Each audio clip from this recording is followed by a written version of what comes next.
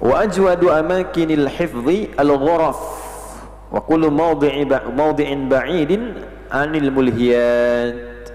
Tadi waktunya kan agak fokus ya, karena saya cuma 5-10 menit lagi nih kita harus bisa selesaikan.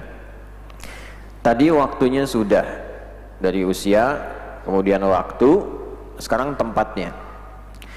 Adapun tempat yang terbaik untuk menghafal dalam satu ruangan. Adapun tempat yang terbaik untuk menghafal yaitu upayakan dalam satu ruangan yang khusus. Tempat. Wa kullu mawdi'in ba'idin 'anil mulhiyat, dan setiap tempat yang tidak banyak gangguannya. Ya.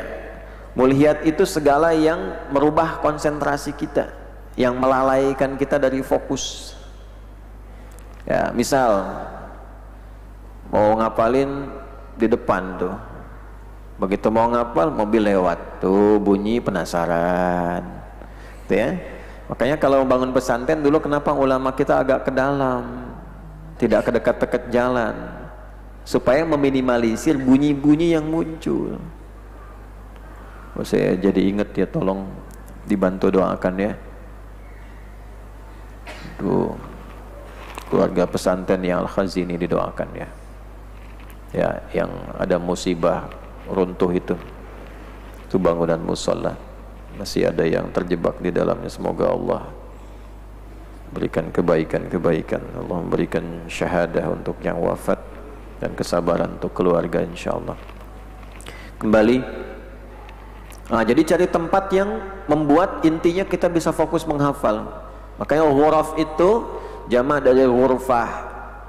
Ya, bisa kamar, tapi sebetulnya lebih kepada ruangan yang membuat kita, atau ruang tempat yang membuat kita lebih enak menghafal. Biasanya memang agak beda-beda, tapi kalau sudah ghurfah itu artinya yang terhalang dari pengaruh-pengaruh luar yang membuat kita nggak fokus. Ya, tapi kalau sudah ghurfah jangan nyimpan perangkat yang membuat kita nggak fokus juga.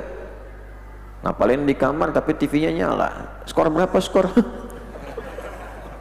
Itu kan, ngapalin tapi handphonenya aktif, ya susah, lihat lagi gitu kan.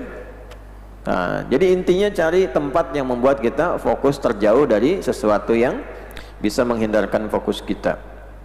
Wala yahsunul hifdhu bi hadratin nabat wal khudrah wal anhar wa dajijil aswat. Biasanya hafalan nggak terlalu bagus kalau disertai dengan ragam pemandangan yang banyak, seperti banyak tanaman indah. Kebun tuh bagus, tapi kalau terlalu banyak tanamannya itu bisa membuat hilang fokus juga. Ya, baca gini itu, inna fi khalqis samawati wal ardi waqtilafil laili. Gunung bagus banget ya. Itu bengong dulu gitu, hilang lagi. Nah, itu maksudnya. Ya, memang tempat-tempat begitu bagusnya buat murojaah. Ya, walaupun anak-anak sekarang kadang suka seneng nyender lewat pohon, samping pohon begini, ya tiba-tiba burung lewat di atas pengen lihat, kan? Itu maksudnya. Masih terganggu juga. Carikan tempat yang enak. Ya, makanya kenapa disebut sahar? Karena cenderungnya nggak banyak keluar. Sahar itu sudah nggak, fokusnya udah nggak kemana-mana, biasa satu titik. Ya, sahar itu satu titik aja. Dah sholat, titik itu mulai fokuskan. Nah, kalau bisa tadi jangan banyak di tempat-tempat, termasuk alam terbuka. Kadang bagus, tapi terlalu beragam suasananya mengganggu juga. Anhar di pinggir sungai, tuh kan?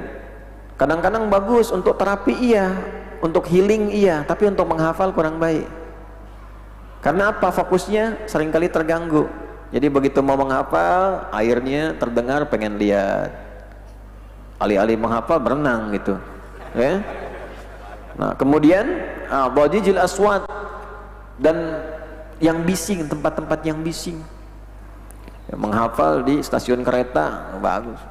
Menghafal di bandara nggak bagus. Menghafal terminal angkot nggak bagus. Ya. Bismillahirrahmanirrahim. Kalamun laftun mufidun mustikum. Depok. Mana? Nah, masuk tuh ya. Nah, jadi kesimpulannya yang kelima ini selesai sampai di situ. Yang kelima, kalau ingin jadi pembelajar yang sukses harus punya agenda yang teratur untuk belajar dan memanfaatkan usia ini dengan baik untuk mengisi pengetahuan yang benar, sehingga pengetahuan itu menopang fungsi hidup kita untuk melahirkan 3 keberhasilan dari makna umur. Ini yang jarang dikaji nih. 1, keberkahan, yaitu melahirkan kebaikan dan manfaat. 2, kesuksesan dalam setiap pekerjaan. 3, kebahagiaan. 3-tiganya tidak mungkin diraih kecuali dengan ilmu. Ilmunya harus ada adab. Kalau tak punya adabnya, tidak berhasil juga ilmunya. Maka yang 3 ini pun tidak akan terlahir dalam keadaan yang baik. Untuk mendapatkan adab itu, maka perlu keteraturan. Maka mulailah kita menata dari setiap siang sampai malamnya.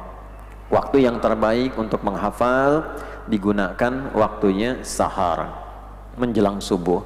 Waktu yang terbaik untuk mengkaji, termasuk ibu mau ngaji misalnya, bukan menghafal dari awal pagi ke siang. Ya, siang digunakan untuk menulis, merangkum. Ke sore nanti malamnya digunakan untuk mengulang. Itu gambaran umum. Ketika akan menghafal, cari tempat-tempat yang membuat kita lebih fokus sesuai dengan kenyamanan diri masing-masing. Jauhkan dari tempat-tempat yang terlampau bising atau tempatnya tidak bising tapi fokus kitanya terganggu untuk menghafal. Nah, ini tentu akan lebih optimal bagi teman-teman yang masih tahap belajar sampai saat ini, khususnya yang secara formal ya, di sekolah, di kampus dan sebagainya. Tapi ada yang juga menjadi kewajiban kita semua, tidak melihat batas usia, seperti menghafal Al-Quran. Usahakan ya, usahakan selama hidup hafalin. Kalau bisa punya 1 surat yang dibanggakan untuk pulang, hafalin 1 surat ya. Karena ada ijma ulama juga, di antara makna ahli Quran itu tidak harus 30 juz. Bahkan punya 1 hafalan surat pun itu ijma tuh ulama tuh, bisa jadi ahli Quran yang menjadi teman serta syafaat baginya. Nah, itu makna itu terambil dari fadilahnya surat Al-Mulk. Jadi ketika ada yang akan dihukum di alam kubur, ternyata Al-Mulknya bicara melindungi dia. Bagi cari 1 surat yang kita bisa akrab dengan itu ya, dan usahakan dengan tulus, ikhlas. Al-Ikhlas lagi nanti ya nggak apa-apa. Oh, Al-Ikhlas itu dahsyat, sepertiga Quran, baca 3 kali Quran semua dia. Al-Ikhlas itu dahsyat. Ada sahabat yang hobinya Al-Ikhlas. Al-Ikhlas saja, kulhu, ngimamin kulhu, maghrib kulhu, isya kulhu, tiada hari tanpa kulhu. Makmum bosan,